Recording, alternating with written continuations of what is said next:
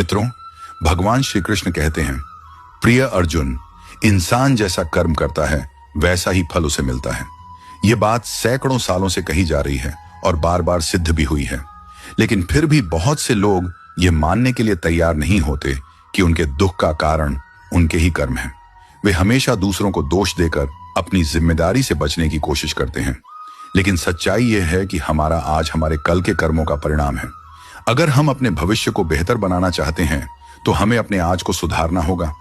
हर इंसान के जीवन में एक समय ऐसा आता है जब उसे लगता है कि अब सब कुछ खत्म हो गया है, लेकिन सच तो यह है कि जब तक सांसें चल रही हैं तब तक कुछ भी खत्म नहीं होता। बहुत बार ऐसा होता है कि जिस समस्या को हम अंत समझते हैं वही एक नई शुरुआत का कारण बनती है। इसलिए कभी भी किसी मुश्किल घड़ी में यह मत सोचिए कि अब कुछ नहीं बचा, बल्कि यह सोचिए कि यह एक नया रास्ता खोजने का समय है।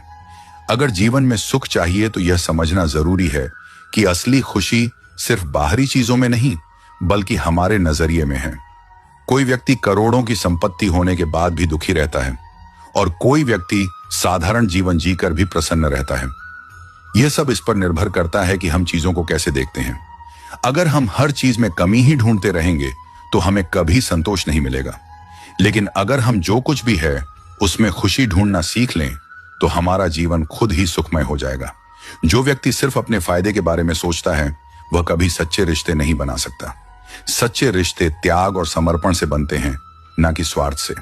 अगर कोई व्यक्ति सिर्फ अपने हित के बारे में सोचकर रिश्ते निभाता है तो वह ज्यादा समय तक नहीं टिकते।